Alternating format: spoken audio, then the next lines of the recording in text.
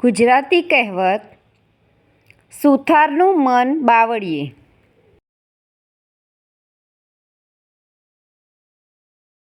સુથારનું મન બાવળીએ. અર્થ: સ્વાર્થભરી નજર હોવી.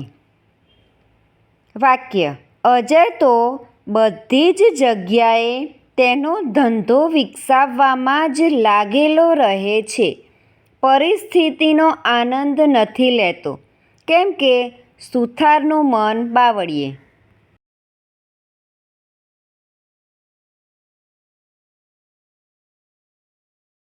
Thank you friends. Please like, share and subscribe.